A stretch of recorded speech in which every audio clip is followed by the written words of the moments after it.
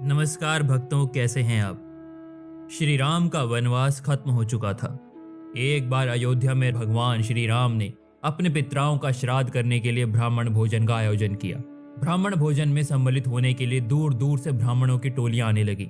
भगवान शंकर को जब यह मालूम हुआ तो वे कौतूहलवश एक वृद्ध ब्राह्मण का रूप धरकर ब्राह्मणों की टोली में शामिल होकर वहां पहुंच गए।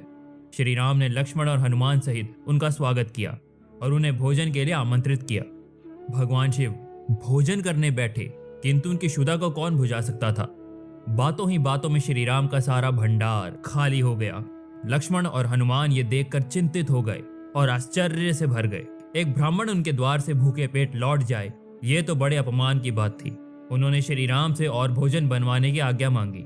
श्री राम तो सब कुछ जानते ही थे, इसीलिए उन्होंने मुस्कुराते हुए लक्ष्मण से देवी सीता को बुला लाने के लिए कहा। सीता जी वहां आईं और ब्राह्मण वेश में बैठे भगवान शिव का अभिवादन किया।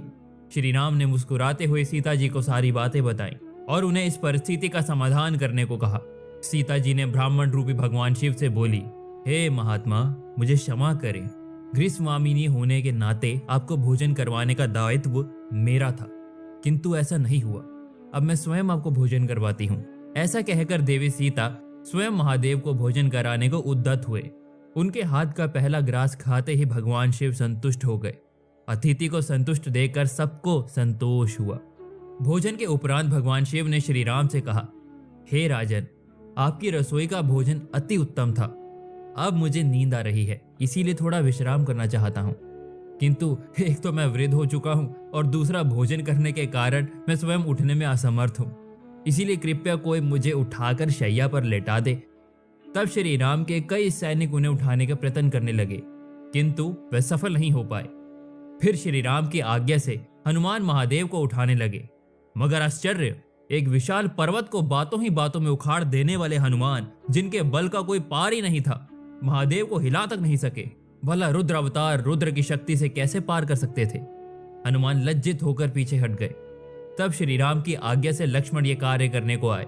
अब तक लक्ष्मण ये समझ चुके थे कि ये कोई साधारण ब्राह्मण नहीं है। महादेव का स्मरण करते हुए लक्ष्मण ने अंततः उन्हें उठाकर शैया पर लेटा दिया। लेटने के बाद भगवान शिव ने श्री राम से सेवा करने को कहा। स्वयं श्री राम लक्ष्मण और हनुमान के साथ भगवान शिव की सेवा करने लगे। देवी सीता उन्हें पंखा झुलाने लगी। इस प्रकार सेवा से संतुष्ट महादेव निद्रा में लीन हो गए। श्री राम, लक्ष्मण, हनुमान और सीता उसी प्रकार उनकी सेवा करते रहे। अंततः महादेव निद्रा से जागे और देवी सीता से पीने का जल मांगा।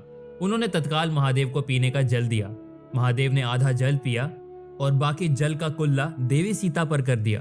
लक्ष्मण और हनुमान एक ब्राह्मण का ऐसा बर्ताव देकर हैरान रह गए, किंतु देवी सीता ने तत्काल हाथ जोड़कर ये कहा, हे ब्राह्मण देव, आपने अपने झूठन से मुझे पवित्र कर दिया।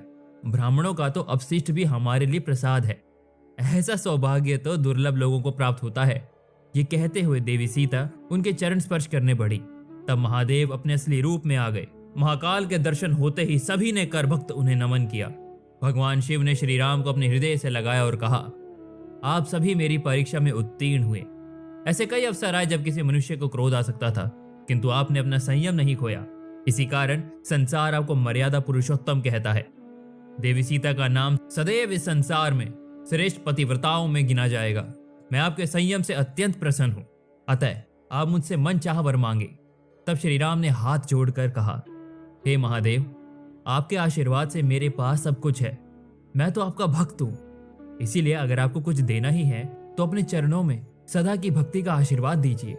महादेव ने मुस्कुराते हुए कहा कि हे राम, आप और मैं कोई अलग नहीं है। आपने मुझसे वही मांगा जो आपके पास पहले से है, किंतु फिर भी देवी सीता ने मुझे भोजन करवाया है, इसीलिए उन्हें कोई वरदान तो मांगना ही होगा। तब देवी सीता ने कहा, हे भगवान, अगर आप हमसे प्रसन्न हैं तो कुछ काल तक आप हमारे राजसभा में कथावाचक बनकर रहें। भगवान महाकाल ने उन्हें यह वरदान दिया और उसके बाद कुछ काल तक भगवान शिव श्री राम की सभा में कथा सुनाकर सबको कृतार्थ करते रहे। दोस्तों, इस कथा के बारे में आपकी क्या राय है, हमें कमेंट में जरूर बताइएगा। और अगर आपको ये वीडियो पसंद आया हो तो वीडियो को लाइक करो, शेयर करो और ऐसे ही मजेदार वीडियोस को देखने के लिए हमारे फेसबुक पेज को फॉलो करो और हमारे यूट्यूब चैनल को सब्सक्राइब करके बेल आइकन दबाना मत भूलना। जय श्री राम, हर हर महादेव।